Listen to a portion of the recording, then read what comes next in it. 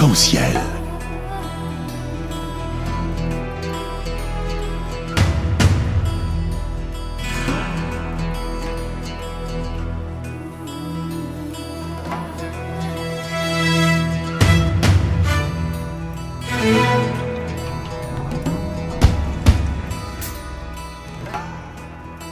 Arc-en-ciel, votre émission marocaine, chaque dimanche pour tout savoir sur le Maroc.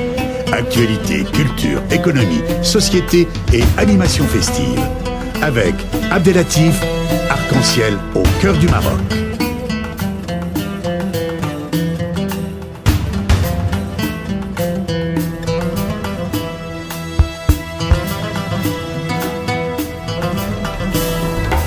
Arc-en-ciel, la chronique.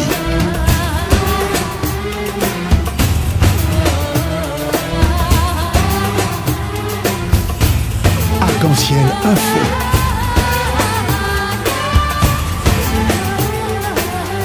Arc-en-ciel animation festive.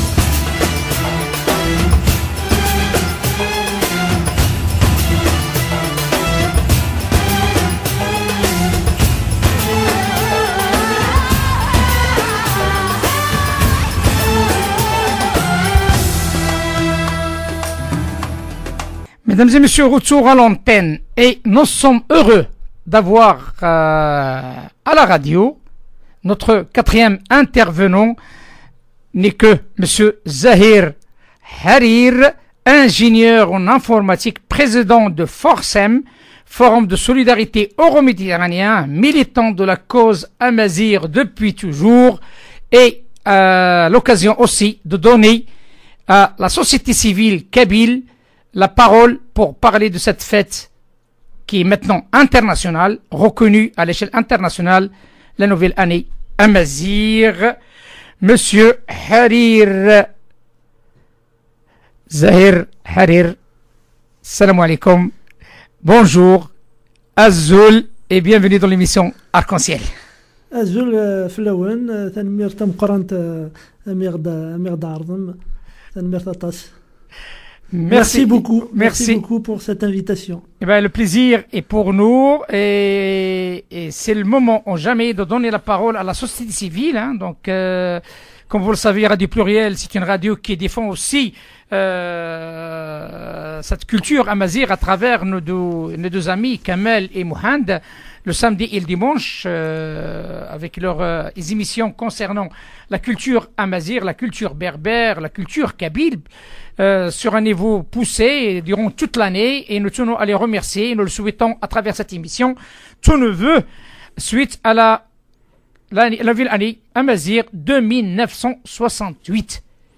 Quel rôle peut jouer, Monsieur Harir, la société civile kabyle dans un cadre de solidarité, mais aussi dans un cadre de militantisme? Alors, la société, enfin la communauté kabyle en France, elle a toujours joué un rôle important, hein, pas simplement d'ailleurs sur la question berbère, même pour le mouvement national pendant la colonisation. Le mouvement national, par exemple, a été organisé en France essentiellement par la communauté kabyle, parce que c'était la première communauté qui est venue en France, puisque avec les deux insurrections kabyles de 1871-1872, il y avait un séquestre général des terres en Kabylie, ce qui fait que les Kabyles étaient obligés de venir en France pour travailler, pour vivre, ce qui fait que, enfin, ce qui explique un petit peu le fait que la communauté kabyle est l'une des communautés les plus importantes. Voilà, importantes, et surtout les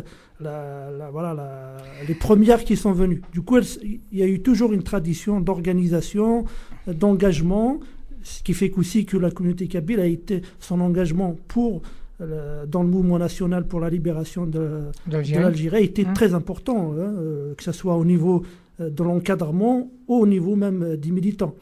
D'ailleurs, ce qui explique aussi le fait que la première fois que la question berbère a été posée, c'était aussi en France, hein, dans ce qu'on appelle la Fédération de France, qui étaient des militants pour la libération de l'Algérie, mais en même temps pour que l'Algérie soit une Algérie plurielle ou la question Justement, c'est sur ces questions que je vais essayer de parler avec vous, autant qu'acteur associatif, et surtout quelqu'un qui bouge énormément sur le sujet, et sincèrement, je suis fier de vous avoir parmi nous ce jour, pour parler sur du réel, parce que là, on parle de la société civile.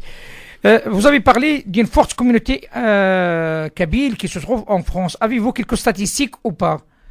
Alors, on n'a pas les statistiques, comme vous le savez, en France, il n'y a pas de statistiques, comment dire, c'est interdit. On a donné des statistiques ethniques sur la base islamique. Non, je ne parle pas de la France, c'est-à-dire vis-à-vis de l'Algérie. L'Algérie aussi, c'est la même chose. L'Algérie, pour d'autres raisons, pour des raisons politiques, pour des raisons, elle ne veut pas donner. Ce qui est sûr, d'après un certain nombre d'études, de chercheurs, ils estiment à peu près entre 1,5 million et 2 millions. Ah oui, presque la moitié, des Algériens qui se trouvent en France. Ah oui, c'est important parce que c'est la première communauté, qui est la plus ancienne. Et ils sont, alors, elle est essentiellement l'essentiel de la communauté kabyle, elle est surtout à Paris, même si il y a à Lyon, il y a un peu partout, mais voilà, on dit d'ailleurs, de Paris que c'est la troisième ville kabyle. Voilà.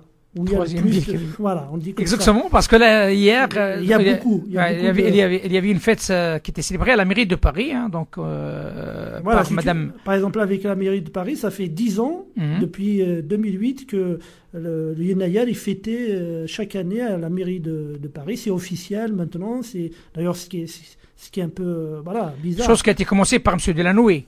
Voilà, ça a été fait avec Delanoë, mais pas simplement, parce qu'il y avait d'autres, notamment des gens aussi de la droite, Claude Colexouane, j'ai du mal à prononcer, qui était quelqu'un de droite, mais qui était pour la culture berbère, qui a toujours soutenu, d'ailleurs il a beaucoup soutenu Delanoë. Et c'est vrai que maintenant, depuis 2008, c'est fêté régulièrement.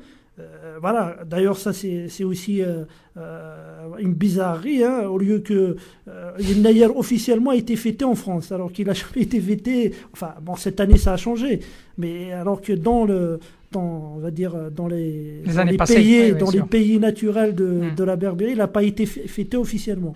Bon, ça a changé cette année, voilà. Eh ben, c'est très bien, c'est une bonne chose. Il y a toujours un début, donc partons sur cette base-là. Sur la ville de Lyon et sur l'agglomération, et notamment même sur la région, je parle, la région Rhône-Alpes, il y a aussi une forte communauté kabyle. Voilà. Comment ils s'organisent entre elles, cette communauté? Y a-t-il une organisation? Y a-t-il des associations qui se concertent entre eux? Il y a des actions, soit scientifiques, soit culturelles.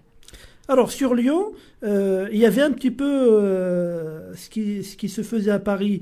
Il y avait une association qui s'appelle AWEL, qui est une très grande association, qui est vieille aussi à Lyon, qui a beaucoup travaillé, notamment sur les aspects culturels, l'enseignement de Tamazir, qui avait passé une convention avec la mairie de Lyon, ce qui fait qu'on avait le Yenayar a été fêté, je crois, 3 ou 4 fois officiellement à Lyon. La dernière fois, je crois que c'était il y avait 2 ans ou 3 ans. Ça a été fêté à la mairie de Lyon, en présence du maire, des élus. Alors maintenant, après, pour des raisons qui sont internes à l'association AWEL, apparemment, ça fait depuis 2 ans maintenant. Ça se fait pas. Ça se fait pas. Par contre, en parallèle, il y a des associations qui font des soirées. Par exemple, il y a l'association Tegmetz qui a organisé il y a 2 ans une très très grande soirée sur Yenayar. Après, il y a des associations comme cette année. Il y a par exemple une association à Saint-Étienne qui va le fêter, qui d'ailleurs qui le fête maintenant régulièrement. Ils le font aussi avec la mairie de Saint-Étienne. Est-ce que l'activité culturelle, intellectuelle plutôt, que sous forme de conférence pour cette cause berbère, amazir, kabyle, comme on peut l'appeler, c'est presque la même chose. Mais ce qui est important, y a-t-il une activité intellectuelle avec des penseurs, avec des chercheurs sur ce trésor, ce trésor de l'humanité qui est un trésor amazir dans le pays de Maghreb? Tout à l'heure, il y avait l'intervention de M. Hassan Aourid, qui a parlé des atouts et en même temps que la Mazir est partie intégrante de l'identité marocaine. Chose qui a été dit aussi par Sisadi au niveau de l'Algérie, qui a parlé comme vous de cette avancée récente de l'Algérie de reconnaître la journée chômée pays la nouvelle année à Mazir. Mais par contre, en Tunisie, il y a un réel souci. Jusqu'à maintenant, cette minorité, comme d'autres minorités, ne sont pas reconnues. La Libye, je n'ai pas le moindre idée, mais certainement nous aurons l'occasion d'avoir quelqu'un qui va nous éclairer sur la question amazigh libyenne. Comment vous voyez les choses? Alors, en Tunisie, je sais que, puisque moi j'ai été 2-3 fois, et il y a des associations en Tunisie, des associations amazighes, qui le font. Maintenant, officiellement, non, il n'y a rien d'officiel en Tunisie. Il faut pas oublier que la Tunisie, dans l'imaginaire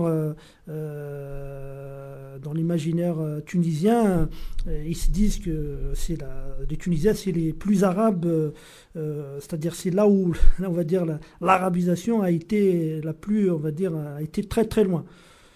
Ceci dit, avec les printemps dits arabes, on a vu que finalement non, il y a des Tunisiens aujourd'hui qui le revendiquent publiquement sur la place publique, qui ont des associations. Il y a même des Tunisiens qui ne sont pas amazirophones, c'est-à-dire qu'ils ne le parlent pas, mais qui le revendiquent, qui revendiquent la mazirité, qui l'affichent aussi publiquement. Voilà. On espère que au niveau officiel les choses vont évoluer. Par contre, pour la Libye, ce qu'il faut savoir que depuis la chute de Kadhafi, les régions berbérophones, ce qu'on appelle Azran Foussa, aujourd'hui c'est une région complètement autonome. C'est-à-dire là-bas, Yenaya, c'est une fête officielle, pour eux, puisqu'ils sont organisés aujourd'hui pour être.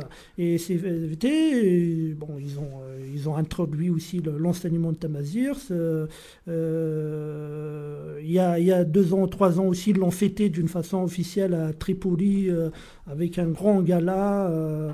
C'était quelque chose de magnifique. Voilà. Non, en Libye. La spécificité, c'est qu'aujourd'hui, de fait, la région de Azran Foussa, là où il y a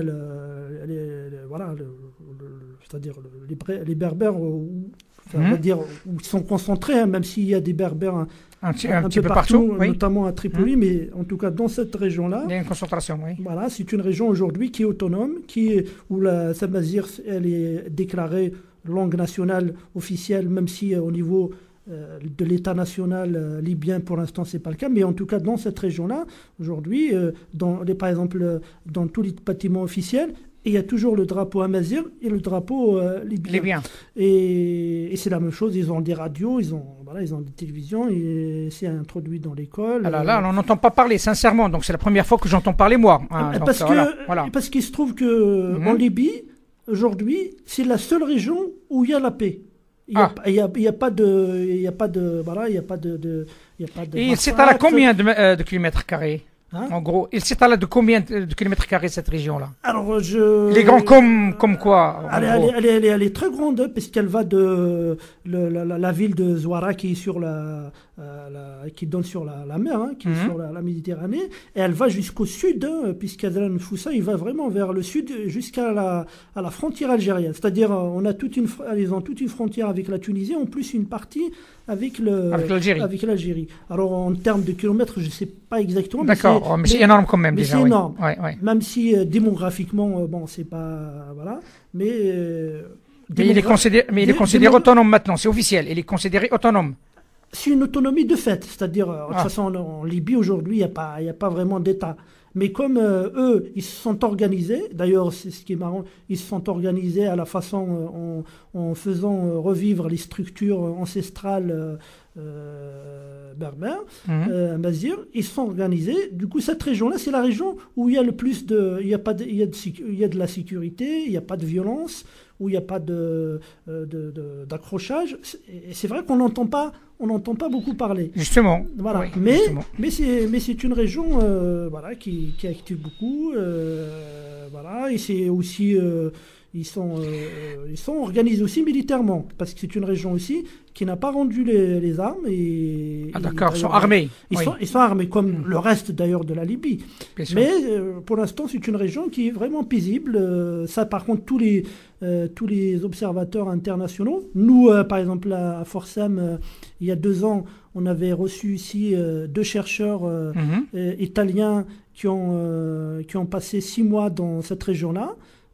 Qui ont travaillé sur la question de la langue et qui sont venus à Lyon, hein, ils ont fait leur conférence et qui ont effectivement rapporté ce fait-là, comme quoi c'est une région aujourd'hui qui vit en paix. Qui vit en paix et il y a la sécurité. Voilà. Il y a une question qui se pose toute seule. Là, on parle de la Yennaï, on parle de la Mazir, du Berbère, mais toujours avec cette occasion de la nouvelle année. Et durant l'année, y a-t-il des activités, y a-t-il des actions, y a-t-il des choses qui se produisent pour que tout simplement on n'attend pas jusque de l'année à l'année et ça devient un rendez-vous un petit peu ponctuel, mais il est très intéressant, mais n'empêche, il y a 364 jours autres. Alors, pour ça, c'est la même chose aussi. Il y a beaucoup d'associations. Par exemple, nous, dans notre association, même si c'est pas une association c'est-à-dire berbère, hein, c'est le Forum de solidarité méditerranéenne, on a des membres qui sont du Maroc, de l'Algérie, de la Libye, de la Tunisie, de France et même de la Syrie. En tout cas, dans notre programme, on a toujours au moins 1 ou 2 conférences sur cette question-là. Par exemple, pour le programme de 2017-2018, on avait programmé une conférence au mois de fin septembre, c'était sur le RIF, voilà, sur la question du RIF. Et là, le 23 janvier, on a encore une conférence sur le Maroc, mais toujours à travers la question du RIF. Hein. C'est un historien marocain, Abdellah Sebti, qui va venir et qui va parler de la question RIF. Voilà. Alors, il va parler de la question Amazir, mais on va dire il va mettre le projecteur, parce que c'est l'actualité, sur la question du RIF. Voilà. Et côté algérien, côté kabyle, côté libyen, comme vous l'avez bien dit. C'est là, pour l'Algérie aussi, on organise régulièrement des conférences. Mais sur l'Algérie en tout cas, ou spécifiquement par exemple sur la question kabyle, tout ça, il y a énormément d'associations qui font des conférences. Souvent ça peut être ils invitent des écrivains, des chercheurs, des universitaires. Voilà. Nous, par exemple, dans notre association, on a une conférence qui est prévue pour le début avril aussi, avec un historien algérien qui va parler de ce qu'on appelle en Algérie la crise de 62, c'est-à-dire juste après l'indépendance de l'Algérie. Il va, avec toutes les batailles, enfin tout le conflit qu'il y a eu entre l'armée des frontières et l'armée de l'intérieur, c'est-à-dire grosso modo entre l'armée des frontières et l'armée, et la Kabylie, puisqu'il y avait après il y avait qui se soldait par une guerre, hein, puisqu'il y avait une guerre en 63 entre l'armée des frontières et la Kabylie. Enfin, il va parler un peu de ça. Ben écoutez, en tout cas, Radio Pluriel, comme vous le savez, essaye durant toute l'année, hein, donc à travers les 2 émissions phares de Kamel et de Mohand, hein, donc le vendredi et aussi je crois le dimanche, hein, donc le dimanche soir, il y a beaucoup de choses qui se fait, soit sur forum culturel, soit on accompagne l'émission Arc-en-Ciel, participe de temps en temps à promouvoir cette question et donner la parole sur d'autres aspects. Hein. Il n'y a pas que la politique, il y a aussi l'économie, il y a aussi la société, il y a aussi la culture. Je tiens à vous remercier infiniment, M. Zahir Harir, par rapport à cette acceptation d'être parmi nous. Et bonne année Amazir à vous et à vos proches et à l'ensemble de la communauté Amazir, là où il se trouve, et notamment nos amis kabyles de Lyon. Merci beaucoup pour cette invitation. Juste si, est-ce que je peux passer, parce que là il y a une, Oui, je vous écoute. Il y a une activité qui, Oui, je vous en prie. Voilà, qui sera organisée le 27 janvier. Alors c'est ici d'ailleurs à Saint-Priest, à la salle Concorde. Il y aura une conférence. Et de la musique et des chanteurs. Alors sûrement Kamel il va puisque il va en parler. Radio Pluriel apparemment il est partenaire. Voilà, il va en parler. Voilà pour dire. Après il y a d'autres aussi activités. Il y a notamment une qui sera à Saint-Étienne. Alors, de mémoire, alors j'arrive pas à retrouver la date, mais en tout cas, c'est pour bientôt. Ouais, voilà, c'est pour bientôt. Écoutez, pour tous ces renseignements, Voilà. donnez une adresse si c'est possible par rapport à votre association, si au cas où les gens ont besoin d'informations concernant ces activités culturelles. Alors, le site de l'association Forsam, c'est www.forsam. Forsam, c'est FORSEM.fr. Normalement, il y a toutes les informations sur les activités de notre association. Et quand aussi on a des informations sur l'activité des autres associations, on les met en ligne aussi. Bravo. Voilà. Bravo. Merci infiniment, Césaïr, et je vous dis à très bientôt. Merci beaucoup et merci pour cette invitation. Le plaisir est partagé. Merci.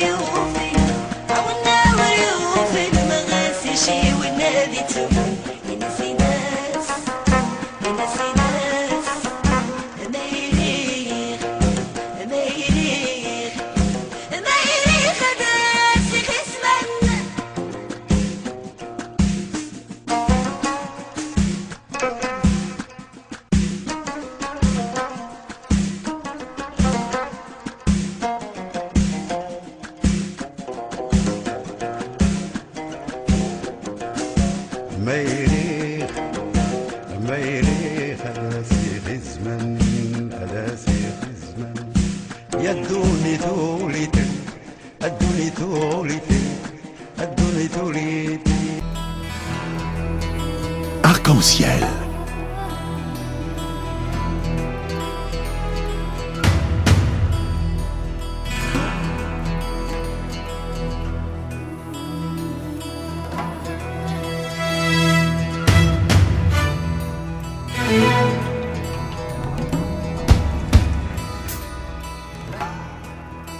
Arc-en-ciel, votre émission marocaine, chaque dimanche pour tout savoir sur le Maroc. Actualité, culture, économie, société et animation festive. Avec Abdelatif, Arc-en-ciel au cœur du Maroc.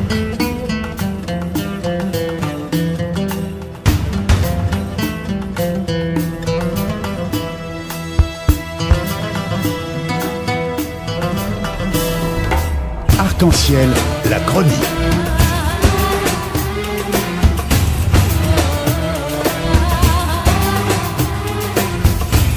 Arc-en-ciel info.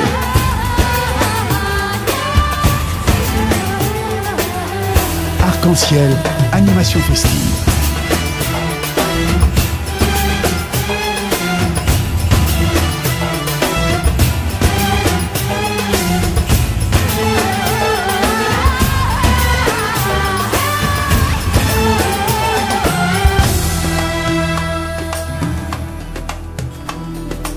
Arc-en-ciel au cœur du Maroc.